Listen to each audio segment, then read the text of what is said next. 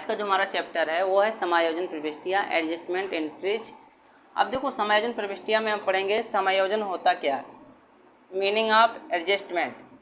ठीक है, देखो प्रत्येक व्यापारी जो है बहुधा वित्तीय वर्ष की समाप्ति पर अंतिम खाते बनाता है।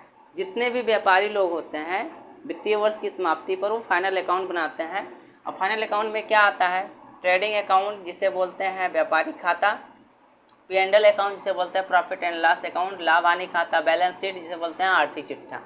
इन सभी खातों को बनाता है और इसके बनाने से पूर्व तलपट बनाया जाता है। फाइनल अकाउंट बनाने से पहले जो है ट्रायल बैलेंस तलपट बनाया जाता है।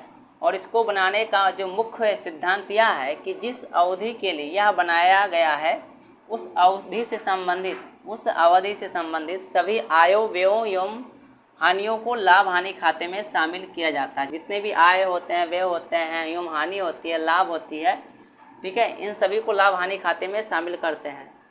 हो जाएगा ऐसे सभी व्यवहार जो अंतिम खातों की अवधि से संबंधित है पर इनके लेखों के ना होने के कारण उस अवधि के तलपट में नहीं है।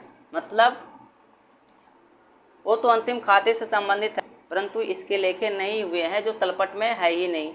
बा नंबर आएगा कि ऐसा व्यवहार या ट्रांजैक्शन जो लेखा होने के कारण उस अवधि के तलपट में तो है पर उस अवधि से संबंधित नहीं है, तलपट में है लेकिन उस अवधि से संबंधित नहीं है, वो समायोजन कहे जाते हैं। ठीक है, और कुछ व्यवहार ऐसे होते हैं कि जिनका लेखा उसी समय किया जाता है। कुछ व्यवहार ऐसे होते हैं जिनका जो है लेखा या एंट्री उसी समय कर देते हैं जबकि वित्तीय वर्ष समाप्त होता है। ठीक है, और ये व्यवहार आदत्त व्यय हो गया, पूर्वदत्त व्ययों, उपार्जित लेकिन अप्राप्त आय, अग्रिम प्राप्त आदि से संबंधित होते हैं जिसे समायोजन कहा जाता है।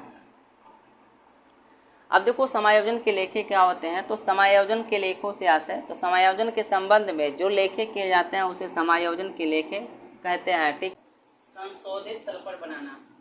अब इसमें क्या होता है कि समायोजन के लेखे करने से कुछ खातों में जो पहले से खुले हुए हैं, ठीक है, समायोजन के लेखे करने के बाद कुछ खाते ऐसे होते हैं जो पहले से खुले हुए होते हैं, परिवर्तन हो जाते हैं, उसमें जो है परिवर्तन हो जाते हैं तथा कुछ नए खाते खुल जाते हैं, अतः पुराना तलपट जो पहले का बना हुआ होता है वो काम नहीं देता है। ऐसी स्थिति में जो पुराना तलपट होता है वो काम नहीं देता है, इसलिए इन समायोजनों के लेखों को शामिल करते हुए एक नया संशोधित तलपट बनाया जाता है। किसमें? संशोधित तलपट में। और इस संशोधित तलपट की सहायता से अंतिम खाते बनाए जाते हैं, फाइनल अकाउंट बनाए जाते हैं। और एक नया तलपट इन समायोजनों के लेखे को शामिल करते हुए बनाया जाता है और इसी के आधार पर जो है वित्तीय वर्ष के अंतिम खाते या फाइनल अकाउंट जो है बनाए जाते हैं। समायोजन के लेखों के उद्देश्य, देखो समायोजन लेखों के उद्देश्य क्या होते हैं इसके बारे में जानेंगे। तो पहला हो जाएगा वित्तीय वर्ष से संबंधित सभी व्ययों का इसमें लेखा किया जाता है। जो समायोजन होता है, समायोजन के लेखों में वित्तीय वर्ष से संबंधित जितने भी व्यय होते हैं उसका लेखा इसमें किया जाता है। दूसरा नंबर हो जाएगा जो व्यय वित्तीय वर्ष से संबंधित ना हो उसका लेखा नहीं किया जाता है इसमें।